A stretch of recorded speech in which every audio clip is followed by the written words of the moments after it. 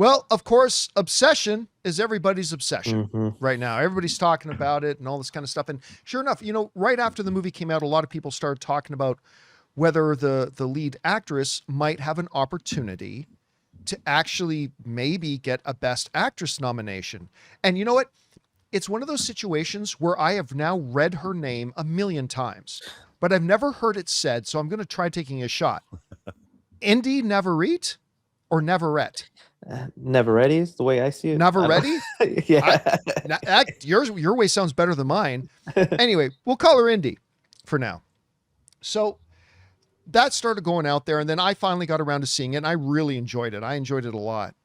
And I could see it getting a Best Picture nomination. Well, it's not just the fans whispering it too, because as of right now, one of the big award season watch sites, Gold Derby, they put out their way too early Oscar nomination predictions, looking at what's out there and what is to come. And Obsession, they actually list it as getting a Best Picture nomination, a Best Actress nomination, and a Best Original Screenplay nomination on top of that. They're saying it's going to be one of the big players come award season. So as we start off here, we'll start off with their Best Picture. So they believe The Odyssey is by far, it's got the number one chance of getting a Best Picture nomination at 93.9%. Project Hail Mary right behind it at a 93.6%. Digger has a 90% chance rating, they're saying, of getting a Best Picture nomination. Wild Horse 9, which I cannot wait to watch. Horse 9. I know. Oh my God, I'm losing my mind to watch this movie. John Malkovich, and it just looks amazing. And then Fjord is one of the big ones. But remember, Best Picture is the one category that has 10 nominations. And so at number 6, they got La Bola Negra. They've got Dune Part 3. They've got The Debut. And in that top 10, they've got Obsession as getting one of the Best Picture nominations. And by the way, the other movie that I am now clawing at the woodwork to watch, The Invite. Mm-hmm. It's got like a 95+% critic rating and audience rating. It's getting massive feedback, and you're going to see The Invite get popped up here. Some of the outside chances, they got Behemoth, The Social Reckoning, All of a Southern Fatherland. You notice that Dune isn't on there? Oh no, there it is, number 7 spot. Okay. So, okay, thank God. Woo! Dune, number 7 spot. So they're saying it's going to get a Best Picture nomination as well. So let's go down and take a look at some of the other categories here as we fly by these ones that are like 70th. Let's get past that. Okay. Is Poetic License the sequel to Poetic Justice? That could be it. All right. For Best Director, they're calling Christopher Nolan for The Odyssey, Alejandro Inarritu for Digger, Martin McDonagh, who is amazing, for Wild Horse 9, Javier Calvo, I should say, and Ambrosi for La Bola Negra, and Christian Mungui, I think that's it, for Fjord. Under the Best Actress category, they're saying Julianne Moore for The Debut. Renee Redzev for Fjord. Indy is in there for Obsession. They got her in the number 3 spot. Then Michelle Williams for A Place in Hell. And Sandra Hüller, by the way, from Project Hail Mary for Fatherland. And this isn't the only time you're going to see her name on this list. This is kind of her year. Under the Best Actor category, they're saying Tom Cruise for Digger, John Malkovich for Wild Horse 9, Ryan Gosling for Project Hail Mary, Sebastian Stan for Fjord, and Matt Damon for The Odyssey. Under Supporting Actress, they're calling for Penelope Cruz for La Bola Negra, Mariana Di Girolamo, I'm hoping I'm getting that right, for Wild Horse 9, Anne Hathaway for The Odyssey. Again, Sandra Hüller for Digger, and Parker Posey for Wild Horse 9. A lot of Wild Horse 9s in here. Yeah. Best Supporting Actor, they're calling Paul Giamatti for The Debut, John Goodman for Digger, Sam Rockwell for Wild Horse 9, Steve Buscemi for Wild Horse 9, and Edward Norton for The Invite. Now, where it gets really interesting is when you get into screenplay. So they're calling right now for adapted screenplay to be Project Hail Mary, La Bola Negra, The Odyssey, The Invite, again, and The Social Reckoning. In the original screenplay, they're calling for Wild Horse 9, Fjord, The Debut, Digger, and look at that. They got Obsession in there, which to me is interesting because when I gave a little fire, I never did a proper review for Obsession because I didn't see it in its opening weekend, but I kind of gave my thoughts during a fireside chat last week. And one of the things I said about it was, look, everybody's talking about Indy for Best Actress. And yes, as of right now, I think she would absolutely deserve a nomination for Best Actress. But I said, it's not the one I most think this movie should get. I said, the one I think it most deserves to get is screenplay. Because Indy's amazing in the movie. Absolutely. But she had gold to work with. Absolute gold to work with. So I was really happy to see it sneak in there with Obsession. By the way, the young guy lead from Obsession, he's on the Best Actor list as well, but he's in 20th. Probably unlikely that he'll get up and in there. Anyway, Chris, we'll start over with you. Yeah. What is out of these lists? Now remember, this isn't a lock. This is just Gold Derby. They're one of the big awards season outlets. But, is there anything they're putting on their list that is standing out to you, that's surprising you a little bit, that you're really happy to see? What are you thinking? Well, I mean, it's for sure coming to the Obsession inclusion of it all, because I think it just passed also 400 million at the worldwide box office. Past Black Adam. Past Black Adam. Insane. And my thing when I look at that is the movie in itself, I agree. I really liked it. I enjoy it. I think great performance by Indy. Sometimes when it comes to these Oscar noms, I wonder how much of that do you include the cultural impact? Because I think Obsession right now was probably the biggest new movie impacting culture. Do you think that's ever an actual factor that goes into these nominations? One, because I feel like that has some merit, but then you're attributing separate from the quality of the film.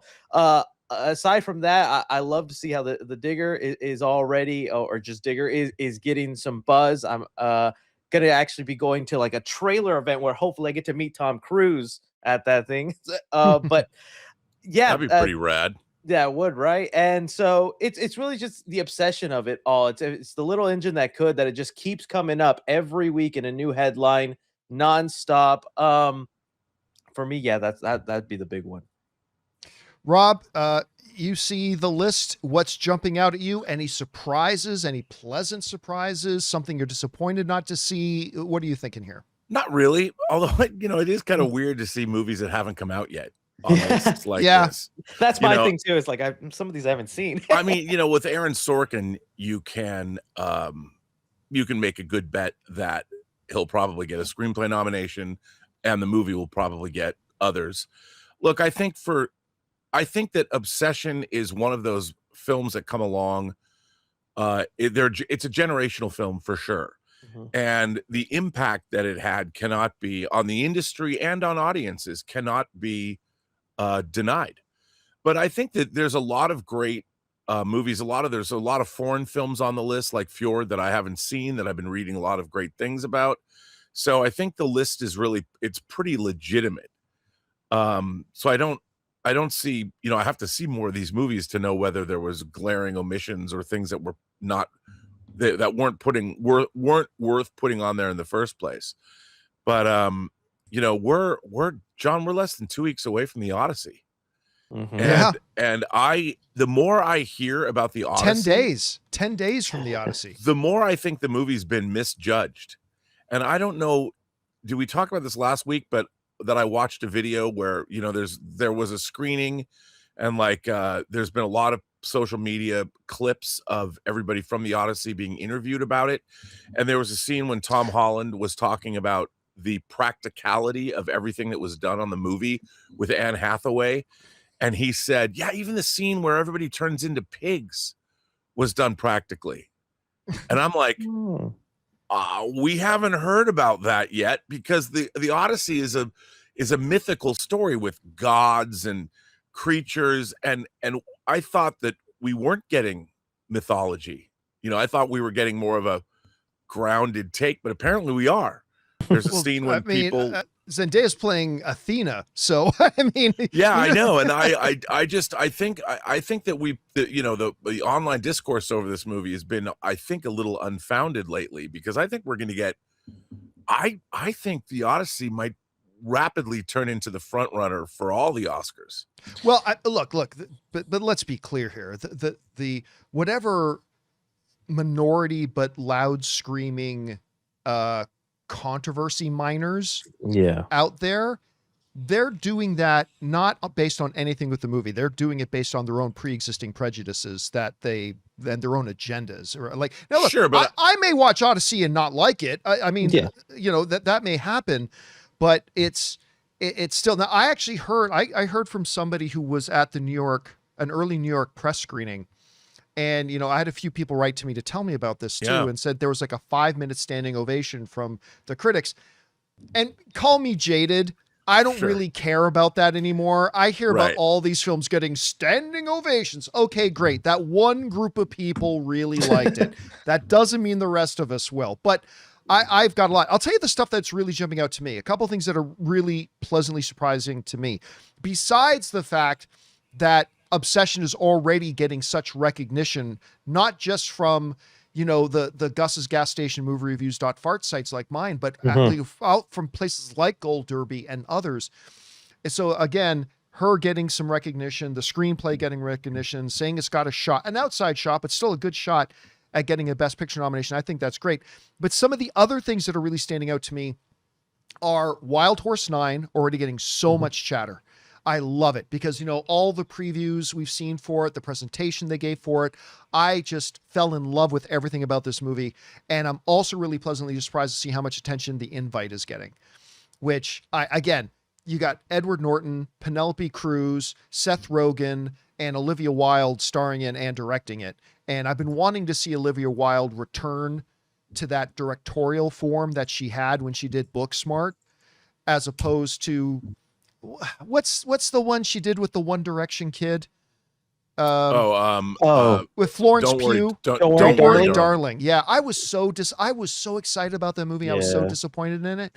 So I'm hoping to see a return. So those are things that are standing out to me. But the question is for you guys. What's standing out to you? Are there some films on that list that you love seeing? Are there some films that you think are oddly missing from it? Are there some names you think should be up there? Whatever you guys think, jump down into the comments section below and let us know your thoughts.